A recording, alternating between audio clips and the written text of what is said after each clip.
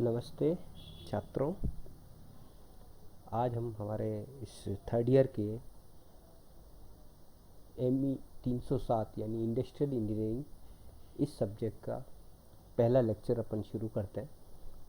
तो मैं आपको जो आपके जो सिलेबस में जो थर्ड ईयर में मेंशन्ड है ME 307, इस सब्जेक्ट का जो पूरा नाम है वो है इंडस्ट्रियल इंजीनियरिंग।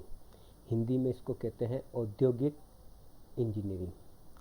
अब इस औद्योगिक इंजीनियरिंग में हम क्या क्या पढ़ेंगे, किस तरह से पढ़ेंगे, इसके बारे में मैं आपको बताऊंगा। तो सब सबसे पहले आप शुरू करते हैं कि हम औद्योगिक इंजीनियरिंग होती क्या है, इसमें हम क्या क्या पढ़ते हैं, इसकी क्या क्या आवश्यकता है। जैसे कि अभी तक आपने कई सारे सब्जेक्ट पढ़ चुके हैं, जिसमें है मतलब थर्मल इंजीनियरिंग है, थ्योरी ऑफ मशीन है, ये मैकेनिकल इंजीनियरिंग से रिलेटेड सारे सब्जेक्ट पढ़ चुके हैं। लेकिन इन सारी नॉलेज के साथ हमारे को इंडस्ट्रियल इंजीनियरिंग का ज्ञान भी होना आवश्यक है, तभी इन सबको हम बहुत अच्छी तरह से हम यूज ले सकते हैं, काम में ले सकते हैं। तो सबसे पहले आते हैं कि औद्योगिक इंजीनियरिंग होती क्या है। तो औद्योगिक इंजीनियरिंग की पहली चीज़ तो है कि आवश्यकता क्यों है। तो क्या है कि आज का जो ये ज़माना है बहुत कंपटीशन का ज़माना है। तो इस कंपटीशन में जो cut to cut, neck to neck जो कंपटीशन है, इस कंपटीशन को बीट अप करने के लिए हमारे को हर चीज़ का बहुत अच्छा उपयोग होना ज़रूरी है। जो भी हमारे पास रिसोर्सेज है, कोई भी कंपनी होती है, कोई भी इंडस्ट्री होती है, तो उसमें रिसोर्सेज क्या क्या होते हैं। वहाँ का मैन पावर होती है, वहाँ की मशीन्स होती है, मटेरियल होता है, वहाँ का स्पेस होता है। ये जो सारे रिसोर्सेज हैं, इन रिसोर्सेज का ज़्यादा से ज़्यादा अच्छे से अच्छे उपयोग लेना होता है, ये इंडस्ट्रियल इंजीनियरिंग में आता है। और क्योंकि आजकल कंपटीशन बहुत ज़्यादा है, तो हमारे को इन रिसोर्सेज का अच्छा से अच्छे उपयोग लेके अच्छी अच्छी से क्वालिटी बना के और कस्टमर को देना पड़ता है। तो दूसरा इसमें आता है कस्टमर की डिमांड को पूरा करना। तो कस्टमर की डिमांड को हम तभी पूरा के उसके अकॉर्डिंग हम पूरा कर, तो कस्टमर की डिमांड को हम उसके अकॉर्डिंग ताकि पूरा कर सकते हैं। तो इसलिए इंडस्ट्रियल इंजीनियरिंग जो है, इंडस्ट्रियल इंजीनियरिंग में हम कई सारी चीज़ों को हम फुलफ़िल करने के लिए इसको करते हैं। तीसरा आता है कि आज के टाइम में हर चीज़ में बहुत, हर कंपनी में बहुत चैलेंज है। जैसे कि क्वांटिटी, सही क्वांटिटी होनी, सही क्वालिटी होनी चाहिए, उसकी कॉस्ट मिनिमम होनी चाहिए, कोई कस्टमर को जो डिलीवरी देते हैं वो बिल्कुल टाइम पे देनी है। ये सारी चीज़ें हमारे को पूरी करनी होती है। तो ये इंडस्ट्रियल इंजीनियरिंग के अंतर्गत हम इसको स्टडी करते हैं कि हम इसको कैसे कर सकते हैं, सारी चीज़ को फुलफ़िल कैसे कर सकते हैं।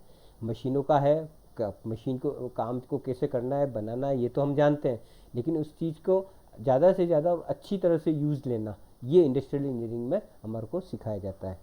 तीसरा एक, आप अगर अपन देखें तो आज के टाइम पे इंटरनेट बहुत अच्छा है। ये क्या है, नई नई अपॉर्चुनिटी को क्रिएट भी कर रहा है, तो साथ में पुरानी जो कुछ चीज़ें हैं उनको ख़त्म भी करता जा रहा है। तो हमारे को जो नई चीज़ें जो आ रही उसका कैसे यूज़ लेना, उससे किस तरह से बढ़ना है, इसके बारे में भी हमारे को मालूम होना ज़रूरी है। आज के ज़माने में इलेक्ट्रॉनिक्स के सामान है, इलेक्ट्रॉनिक कल्चर है, वो बढ़ गया है।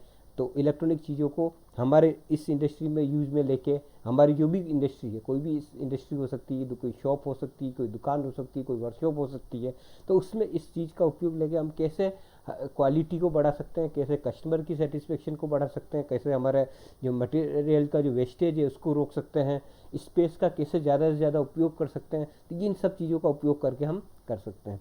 ठीक है। कस्टमर को पर्सनलाइज्ड का होना चाहिए। ठीक है। इसी तरह से एग्जीक्यूटिव्स आज के ज़माने में बहुत कंफ्यूज रहते हैं। ये लास्ट जो है ना, एग्जीक्यूटिव क्वेंड्री, इसका मतलब होता है कि कंफ्यूजन, कि एग्जीक्यूटिव को क्या करना क्या नहीं करना, ये डिसाइड कैसे करें। तो ये इंडस्ट्रियल इंजीनियरिंग जो है वो उसको डिसाइड करवाती है। तो अब इंडस्ट्रियल इंजीनियरिंग की परिभाषा पे आ जाते हैं। तो इंडस्ट्रियल इंजीनियरिंग की परिभाषा क्या है कि industrial engineering is a concern with the design, improvement, installation of integrated system of A main material and equipment. जैसा कि मैंने शुरू में ही बताया कि हमारे पास जो रिसोर्सेज है, रिसोर्सेज क्या है, मेन है, मटेरियल है, इक्विपमेंट है, आपका स्पेस है, आपकी जो इलेक्ट्रिसिटी या पावर है, पावर जरूरी नहीं इलेक्ट्रिसिटी हो, किसी भी और फॉर्म में हो सकती है, जो पावर है उसका हमारे को इस तरह से डिज़ाइन करना है और उसको इस तरह से इम्प्रूव करना है, और इस पूरे सिस्टम को इंटीग्रेट करके ताकि हम इसको अच्छी तरह से दें। तो it draws upon specialised knowledge, skill in mathematical, physical and social sciences. इसमें हमारे को जो है ना, मैथमेटिकल साइंस भी, फिजिकल साइंस और सोशल, क्योंकि हमारे को मेन पावर को डील करना, तो आदमी इंसान है, तो इंसान को हम सोशल फैक्टर्स क्या हैं उसके अकॉर्डिंग भी हमारे को उसको डील करना पड़ता है, ताकि वो अच्छे से अच्छे आउटपुट हमारे को दे। ये सारी चीज़ें तभी पॉसिबल है। तो ये हमारे को इंडस्ट्रियल इंजीनियरिंग के अंतर्गत हम इसको लेते हैं। ये इसका पूरा एक ओवरव्यू ऑल व्यू है कि इंडस्ट्रियल इंजीनियरिंग क्या करता है, क्या करता है। तो जैसे एक तो है सबसे पहला जो बड़े जो दिख रहा है ये है industry development of production planning and control, जो कि आपका पहला चैप्टर भी है इसी सब्जेक्ट का। तो उसमें क्या है कि कोई भी इंडस्ट्री को एस्टेब्लिश करते हैं तो उसके लिए पूरी प्लानिंग करना, प्लानिंग इंडस्ट्री एस्टेब्लिश हो भी गई तो उसके पूरी फ्यूचर की प्लानिंग करना कि किस कब कब क्या चीज़ प्रोडक्शन होगा, कब कब कितनी डिमांड होगी, उसके अकॉर्डिंग कितना रॉ मटेरियल चाहिएगा, कितनी मशीनरी चाहिएगी, किन किन की तरह के आदमी चाहिएंगे, उनके क्या क्या स्किल लेवल होना चाहिए, कितना नॉलेज उनको होना चाहिए। ये सारा डेवलपमेंट ये है प्रोडक्शन प्लानिंग के अंतर्गत हमारे को बताया जाता है। तो इसी तरह से यहाँ पे आप देखोगे तो ये जो है ये डिटर्मिनेशन ऑफ प्रोडक्ट रिक्वायरमेंट। तो सबसे पहले स्टेप यही आती है कि हम जो इंडस्ट्री को बना रहे हैं तो उसका क्या प्रोडक्ट है, तो वो प्रोडक्ट क्यों बना रहे हैं हम, उसकी क्या ज़रूरत है। तो पहले तो उसकी आवश्यकता कि क्या आवश्यकता है, ठीक है। इसी तरह से दूसरा ये आता है इसी में ये फैक्टर के design improvement for the distribution and goods, मतलब जो भी इक्विपमेंट बनाया तो उसको किस तरह से हम उसका रॉ मटेरियल एक्वायर करेंगे, उसको आगे डिस्ट्रीब्यूट कैसे करेंगे, ये आता है। एलिमिनेट वर्कर फटीग, कि जो भी आदमी काम करेंगे तो आखिर उनको इस तरह का एनवायरनमेंट दे कि उनको कम से कम थकान हो, थकान कम होगी तो वो ज़्यादा अच्छा काम कर पाएंगे। तो ये सारा हम वर्क स्टडी के अंतर्गत पढ़ेंगे, ठीक है। टू इंक्रीज और मैक्सिमाइज एफिशिएंसी, जो हमारा इक्विपमेंट है, मशीनरी है, उसकी इफिशिएंसी को ज़्यादा से ज़्यादा बढ़ाना है, वेस्टेज कम से कम करना है। तो इस तरह से इसको चीज़ को to develop method for handling and transporting material, मतलब जो मटेरियल जो ट्रांसपोर्ट होगा, चाहे वो एक प्लांट के अंदर हो चाहे प्लांट के बाहर कस्टमर तक या डिस्ट्रीब्यूशन तक जाना है, तो उसको पूरा डेवलप करना, उसका मेथड कि किस तरह से मटेरियल आएगा, कैसे कैसे किस फ्लो पे जाएगा, किस मीडियम से जाएगा, किस तरीके से जाएगा, हाथ से उठा के जाएगा या कोई क्रेन से जाएगा या किसी से जाएगा। तो वो सारी चीज़ डिसाइड करना हमारे को कि किस तरह से होता है। इसी तरह से टू इंक्रीज प्रोडक्टिविटी, यहाँ एक ये शब्द आया प्रोडक्टिविटी, जो बहुत इंपॉर्टेंट शब्द है। प्रोडक्टिविटी का मतलब होता है, जो सीधा सा अगर हम कहें तो इसको ये होता है आउटपुट अपॉन इनपुट।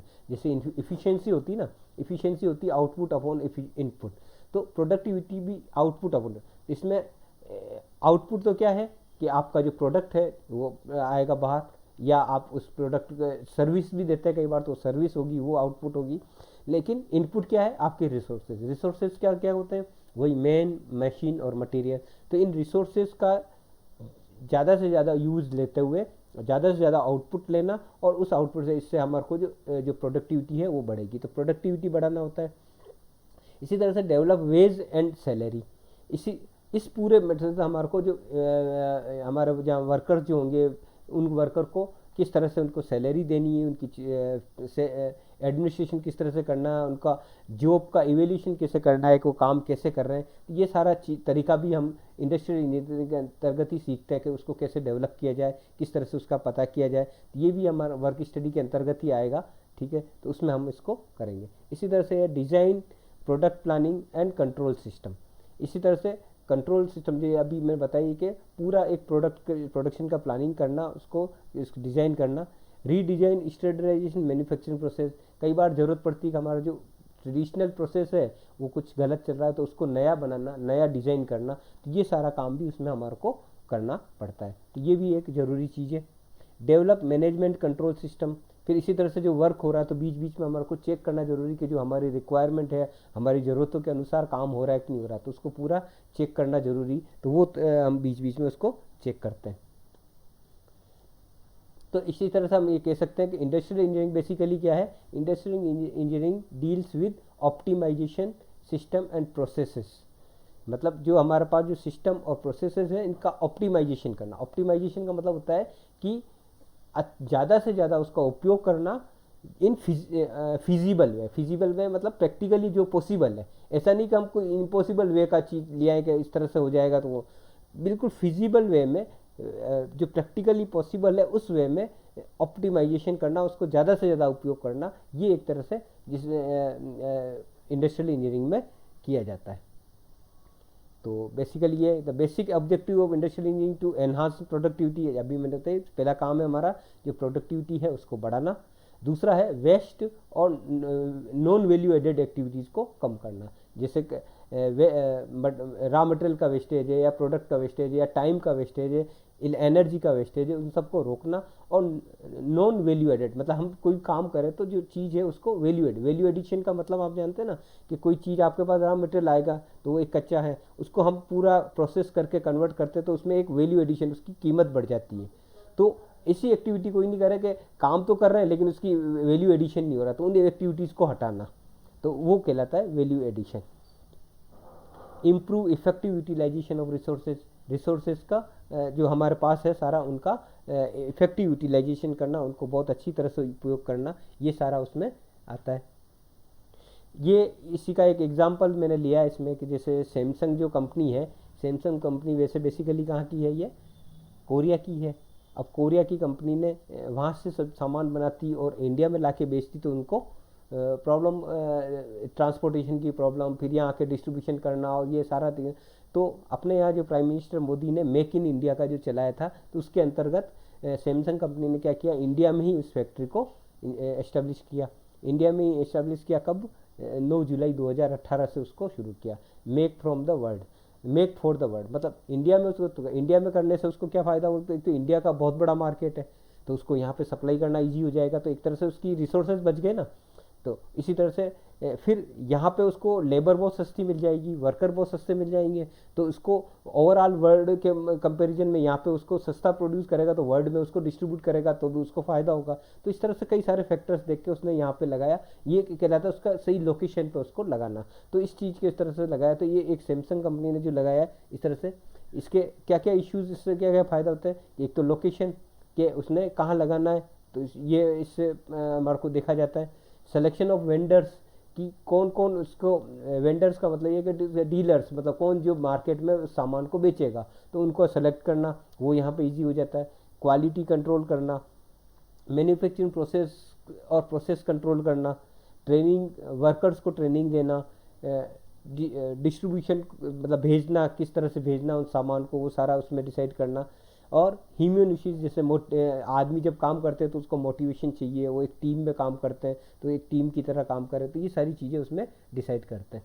ठीक है, इसी तरह से ऑटोमेशन है, ह्यूमन सेंटर्ड एक्टिविटीज, इस तरह से सप्लाई चेन का मतलब ये कि सामान किस तरह से उनके पास आएगा और किस तरह से वापस डिस्ट्रीब्यूट होगा, प्लांट के अंदर किस तरह से जाएगा, तो ये पूरा जो प्रोसेस कहलाता है सप्लाई चेन कहलाता है, कि मतलब माल आना और माल को वापस भेजना और कस्टमर तक, ये पूरी जो सिस्टम है सप्लाई चेन कहलाता है। तो इसको बहुत अच्छा और इफ़िशिएंट वे में रखना जरूरी है।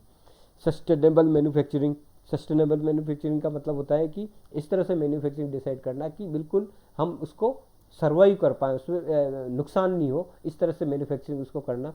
तो सैमसंग ने एक पूरा इसको डिज़ाइन किया और इसके अकॉर्डिंग भारत में उसको एस्टेब्लिश किया। ये इंडस्ट्रियल इंजीनियरिंग के विभिन्न भाग हैं जो मतलब इंडस्ट्रियल इंजीनियरिंग के अंतर्गत कवर किए जाते हैं। तो इसमें जैसे ये है कि एक तो ये जैसे यहाँ से शुरू कर पाए, ये प्रोजेक्ट मैनेजमेंट, मतलब पूरा जो काम होता है वो किस तरह से होगा, कब कब कौन सा काम होगा। जैसे कि एग्जांपल दूँ कि आपने एक मकान बनाने का काम शुरू किया, तो हम ये प्लान करते हैं कि कब उसकी फाउंडेशन का काम होगा, कब उसका प्लिंथ लेवल का काम होगा, कब उस पर छत डलेगी, कब उस पर प्लास्टर होगा, ये सारी चीज़ें अलग अलग स्टेज में हम डिसाइड करते हैं। तो उसको प्रोजेक्ट को पूरा मैनेज करना, ये पूरा एक प्रोजेक्ट हो जाता है, उसके इस तरह से उसको मैनेज किया जाता है। इसी तरह से उसकी क्वालिटी को मेंटेन करना कि जो काम हो रहा है वो प्रॉपर क्वालिटी का हो रहा है कि नहीं हो रहा है। वैल्यू इंजीनियरिंग मतलब ये है कि हम जो भी प्रोसेस कर रहे हैं तो उससे वैल्यू ऐड हो, उन चीज़ों में वैल्यू ऐड हो। तो इस तरह से रिलायबिलिटी हो कि जो भी काम हो, रिलायबिलिटी का मतलब होता है कि वो काम बार बार, जैसे एक ही चीज़ आप बना रहे हो तो बार बार उसकी क्वालिटी वही मेंटेन रहे, उसमें कहीं कम ज़्यादा नहीं हो जाए, तो वो एक तरह से रिलायबल हो। सिमुलेशन मतलब हम कोई बार नया चीज़ डेवलप करते हैं तो इस छोटे रूप में उसको चेक करते हैं कि ये सही चल रहा है कि नहीं चल रहा है, तो उसको सिमुलेट करके चेक करना और फिर उसको हम एक्चुअल में इम्प्लीमेंट करते हैं। लॉजिस्टिक का मतलब वही है कि सामान किस तरह से आएगा जाएगा उसका पूरा डिसाइड करना। सप्लाई चेन, लॉजिस्टिक उसका ही एक पार्ट है सप्लाई चेन का। ये सप्लाई चेन में तो मटेरियल किस तरह से आएगा जाएगा ये सही, लॉजिस्टिक इन प्लांट और आउट प्लांट इस तरह से है। इस तरह से ये लीन मैन्युफैक्चरिंग एक सिस्टम है, ये टोयोटा ने सबसे पहले डेवलप किया था। तो टोयोटा ने डेवलप किया था, तो उसने यही दिया था लीन मैन्युफैक्चरिंग में कि किस तरह से हमारे पास जो रिसोर्सेज हैं जिसमें उनको ज़्यादा से ज़्यादा अच्छी तरह से यूज लें, उसका एक उन्होंने एक पूरा कंसेप्ट दिया, एक फिलोसॉफी दी, तो वो लीन मैन्युफैक्चरिंग को अप्लाई करना, ये सारी चीज़ें इंडस्ट्रियल इंजीनियरिंग के अंतर्गत आती है। इंडस्ट्रियल इंजीनियरिंग की approach in carrying out various activities in industrial gather the an analysis, इसका बेसिकली हम कैसे करते हैं कि सबसे पहले तो हम जो अलग अलग जो भी एक्टिविटीज़ हैं उनकी इन्फॉर्मेशन को इकट्ठा करते हैं, उनके बारे में रिकॉर्ड करते हैं, नोट करते हैं, और नोट करके उनको हम एनालाइज करते हैं कि ये किस तरह से हो रहा है, एक एक स्टेप बाय स्टेप, जैसे कि, और उसके बाद उनको एनालाइज करने के बाद उसको हम अल्टरनेटिव वे, उसके अलावा क्या तरीके हो सकते हैं वो तैयार करते हैं, और उनको तैयार करके उनको वापस हम उसको चेक करते हैं कि ये सही है कि नहीं। तो अगर हमारा नया मेथड अगर अच्छा है तो उसको इम्प्लीमेंट करते हैं, अगर वो नहीं है तो फिर और नया मेथड कोई डेवलप करते हैं। तो ये इंडस्ट्रियल इंजीनियरिंग की अप्रोच होती है। At identification and definition stage following steps must be taken, all the facts about the operation are collected, ये मैंने जैसे बताया सारी इन्फॉर्मेशन उसकी चार्ट और डायग्राम की मदद से कलेक्ट करते हैं, उनको क्रिटिकली एग्जाम करते हैं। इसमें कई सारे क्वेश्चन पूछते हैं कि जैसे कोई काम है तो उसमें कई तरह के, कौन सा काम है, कब होगा, कहाँ होगा, कौन करेगा, मतलब व्हाट, व्हेन, वेयर, ये सारे क्वेश्चन हम पूछ के हम उसको अल्टरनेटिव वेज को इस तरह से डिसाइड करते हैं, अल्टरनेटिव वेज फाउंड करते हैं, और उसके बाद उनको वापस इम्प्लीमेंट करते हैं ताकि ज़्यादा अच्छी तरह से हमारे काम हो पाए। तो इस तरह से ये कुछ इसमें डोमेन ऑफ एक्सेलेंस इसमें चेक करते हैं, जैसे कस्टमर की वैल्यू को किस तरह से हम इसको चेक करें, स्ट्रेटेजी किस तरह से चेक करें, तो ये सारी चीज़ें इसमें डोमेन ऑफ एक्सेलेंस में आती है। तो ये डिटेल में आगे आपको जैसे जैसे इंडस्ट्रियल इंजीनियरिंग का पढ़ेंगे इसके बारे में बताऊंगा मैं आपको। अब आपको जैसे हमारा इस साल जो सिलेबस है, सिलेबस के बारे में मैं आपको बता देता हूँ।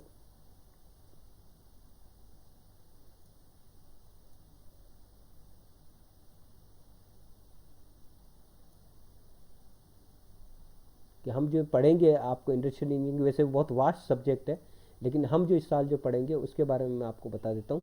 ये हमारा सिलेबस है जो कि आप नेट से डाउनलोड कर सकते हो आप लोग।